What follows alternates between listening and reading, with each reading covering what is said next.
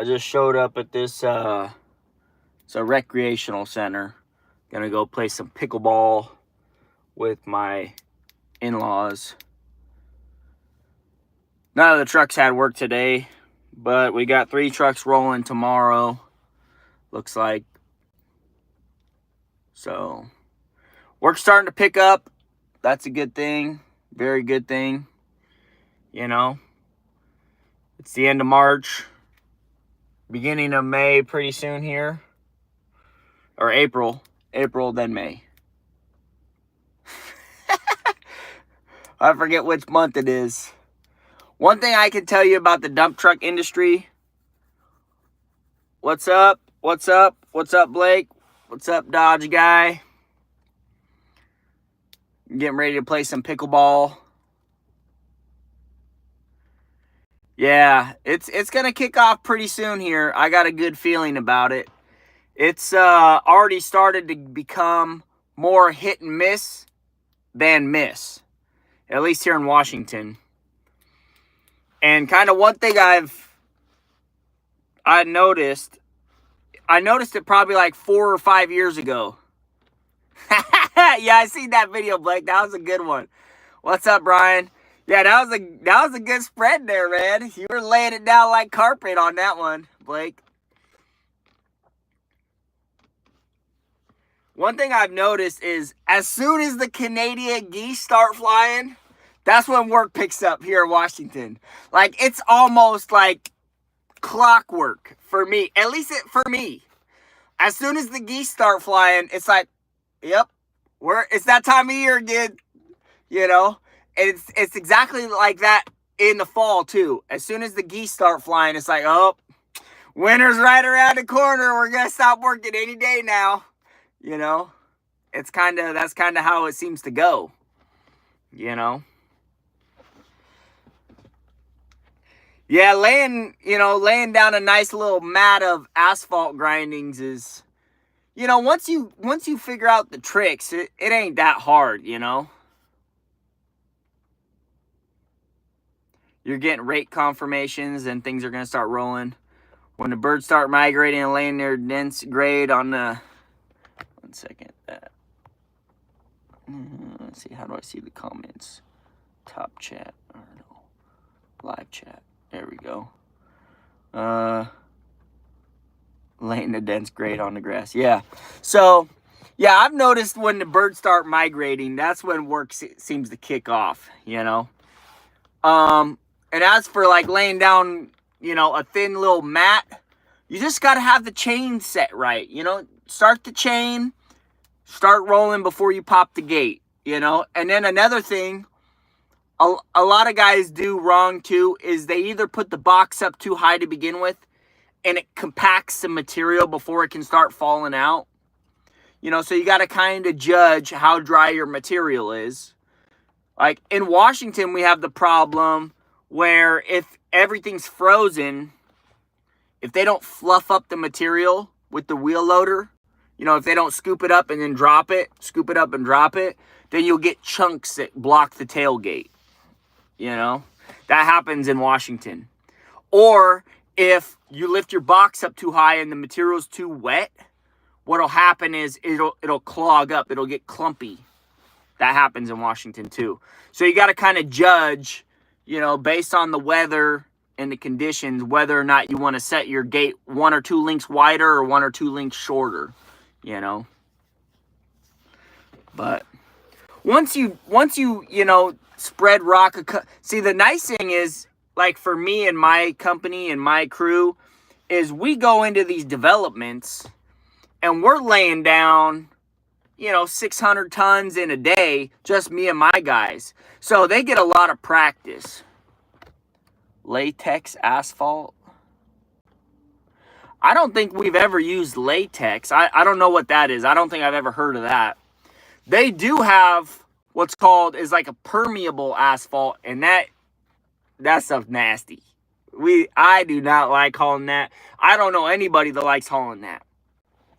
And it's kind of like an aerated asphalt. So like when they go and vibrate it or whatever, it's like it's porous in a sense. that water can drain through it.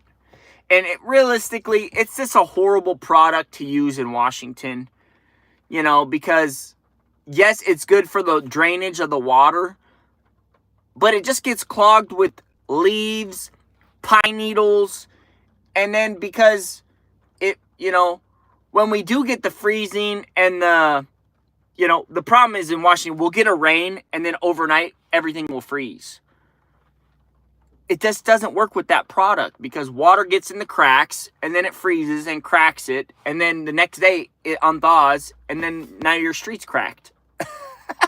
It was pointless. You know, what's the point in putting down permeable asphalt if it's going to crack within 1 year? It's just pointless. You know, same with the permeable concrete. It's one of the stupidest things they've ever. I could see it working in a place where it never freezes or rarely freezes, you know, or it's okay to freeze as long as it doesn't rain 30 minutes before it freezes. And in Washington, it's going to freeze right after it rains. That's always what happens, you know. I've seen, you know, $1 million projects going in. There was a project over there in Puyallup where they did a whole road, Shaw Road, and it looks like crap already.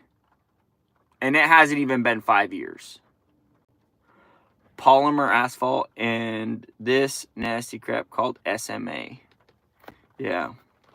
Yeah, plus the other thing about that permeable asphalt, the permeable stuff, is the tar or the asphalt mix that they use to bind the binder is so tacky and sticky. It's just, it is horrible. You can spray as much any release agent on your truck as you want, and it will still build up and cake in there, and yeah, then it ain't coming out.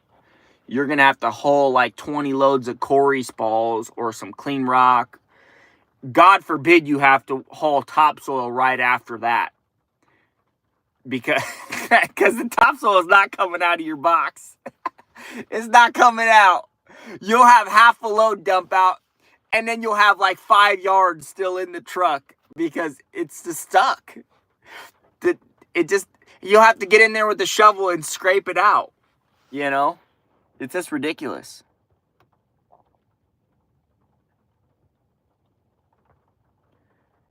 They use a special mix in MA. Maybe it's that, but this stuff gets stuck in the body of the truck, and there's a rule against using diesel on your body here. Yeah, they try to do that whole thing here too in Washington, where you're not supposed to use diesel. But, you know, it's kind of a hit and miss. You know, if you use a little bit, nobody really cares. But you definitely don't want to be driving down the highway with it dripping diesel off the back. You know what I mean? I mean, come on.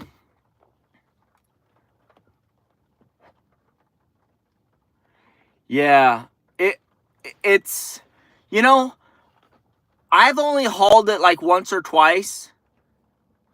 And if there was fines or sand in it, it was very minimal amount. It wasn't like clean rock with tar or whatever they use, that binding agent. I remember there being some sort of, I think there was some sort of fines, not a whole lot, you know. Yeah, they definitely put a little bit in there.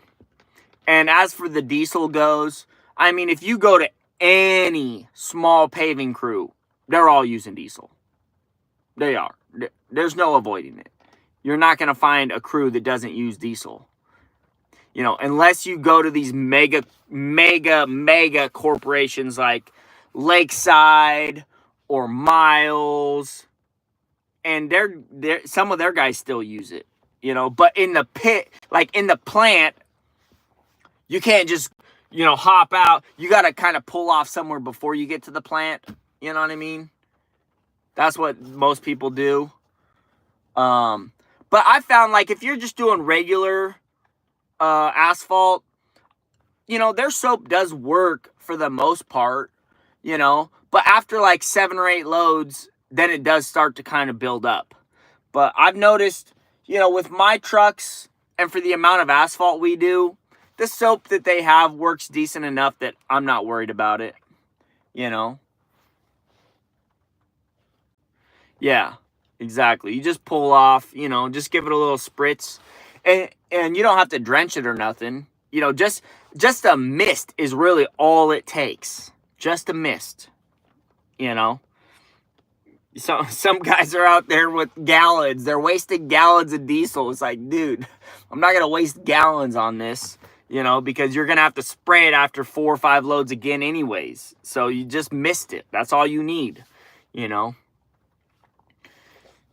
And you get the new guy that is just like, oh, let me just pour like 3 gallons in the bed and then just roll up to the plant, and it's literally just dumping out of the back. That's when they have a serious problem with it. You show up to the job site and you put the mix in the paver, and then they got a soft spot. Yeah. Yeah, and a lot of times you'll get to the plant, and depending on the plant, they're out of it. They're out of the soap. Or their sprayer works for 2 seconds because they're trying to conserve it. You know? It's like, okay, if you're going to force me to use this crappy soap, at least let me spray it in myself so I can make sure that everything's covered a decent amount. You know? But honestly, I've moved pretty far away from doing the asphalt. We don't really haul asphalt very much. I would say on average, maybe 2-3 weeks out of a year, we're hauling asphalt. Because we have our customers that are steady now, that we just work for them. Oh yeah, no, and the plants that I usually end up paving for, they have an automatic sprayer, and I do it every time. I spray it every time. And yeah, and it also depends on how far the job is from the plant. Like if it's super close, then I'll spray up less. If it's far, then I'm definitely spraying up every time. You know, just because I just don't want it to build up. You know what I mean? Because I have had those days where I've hauled asphalt and then the next day I had to haul dirt. And it's like, that is the worst combo. If you can haul a couple loads of gravel in between, that works perfect. You know? Another one of those ones that I don't know how many of you guys have hauled wet concrete in your dump trucks, which I've done that a couple times since I've been in business. You know, that stuff, you have to shovel your box. If you don't shovel it at least every other round, you're going to hate life. You will hate life. That concrete starts to set up so quick. It don't matter what you put in the box. You could dump 5 gallons of oil in there. That thing is it's going to set up. It don't matter. That stuff is the nastiest stuff I've ever hauled. The wet concrete. And if you have a dented box, just don't haul it. Do not haul wet concrete. You will hate your life. Especially if you have to haul like dirt the next day or something. That is the worst combo. Is hauling wet cement, and then hauling like dirt. Don't ever do that. That concrete takes like a solid half a week of straight hauling rock to get it out of the box. Like, yeah, that stuff was crazy stuff.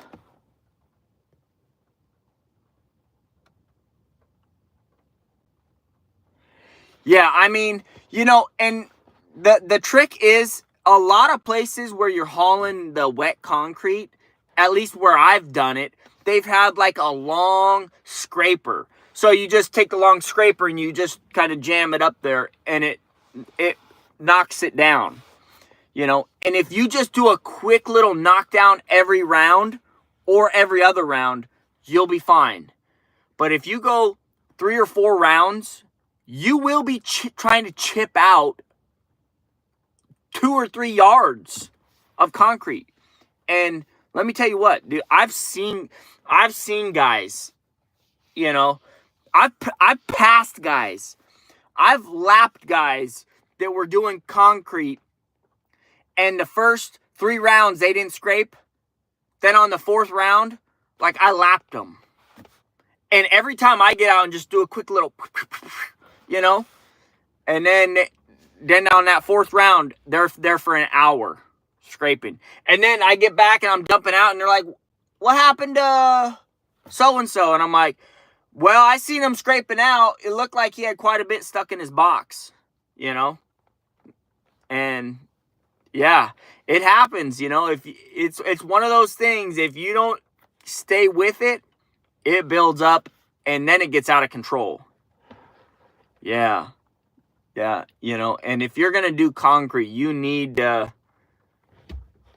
not very many people ever haul wet concrete, because it's mainly only a highway thing in Washington.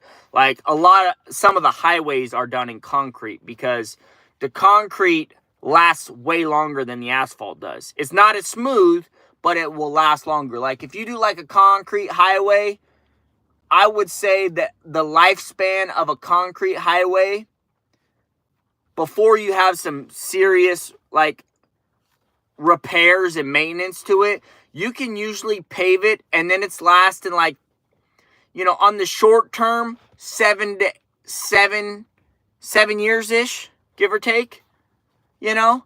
Long term, 15 years.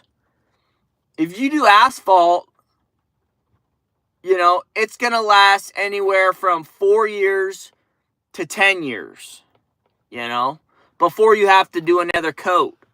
Because, and it all depends too on, like, a lot of the truck traffic, and it depends on, you know, there's a lot of factors in it. If you're driving down roads where there's heavy truck traffic, you will get severe grooving. Like, the roads will literally groove out where the trucks are driving. And man, that, like, there's, like, for example, I-5 is a concrete highway. And what happens with I-5 is the expansion joints usually start moving. And then that's what makes the road not bearable to drive on, because you're like, boop, boop, boop, boop, boop, boop, boop, boop, you know, the whole time. On an asphalt highway, what happens is you'll be driving in your lane, and there will be grooves in the asphalt. And then for some reason or other, they do a construction project and they move the lanes over. So then you're driving against those grooves that are already in the road, and that is dangerous. Oh my goodness. I don't know how many of you guys have ever felt those grooves. They can get really dangerous. Like, when I used to drive tanker truck, I remember the first time I ever really noticed the grooves in the road. I was driving truck and trailer, and I called my buddy up. I said, dude, there's something really wrong with the steering on this truck. Like, the truck is fishtailing everywhere on this one section, you know. And he's like, oh, dude, it ain't the truck, it's the road. And I'm like, no. And he's like, yes, it's the grooves in the road. And I was like, that makes sense, because you're driving over the grooves are trying to hold the truck in the lane, but you're trying to go with the paint, you know, and it's just completely dangerous, you know. So, but anyways, guys, my in-laws just showed up, so I'm going to catch you guys on the next one. Thanks for tuning in. I've been trying to get some content going. If you guys got any questions or any, you know, videos you want me to do, or make a remake or something, just put it down in the chat or in the comments. You know, that's a good question. Right now, I start drivers out at $25 an hour, but I am out of town. Like, where I'm located, that's the average pay. If you're in town, like an hour away, then it's like closer to $30 an hour, you know. If you're in Pierce County, King County's even higher. If you're in Pierce County, your starting wage is probably anywhere from 27 to 32 an hour. If you're in Mason County, it's closer to 25. If you're in King County, you're closer to like 35 and up. And it also depends on if you're union or not. A lot of union guys start out at 35 bucks an hour. And that sounds amazing, but then once you factor in all the union dues, and then you factor in the fact that you're only working 3 months out of the year because then they lay you off, it's a wash, and then you have to really make money in the union, you got to stick around. You got to develop that seniority. So anyways, guys, thanks for tuning in. I'll catch you guys on the next one. Hope you guys have a great week, and stay rolling.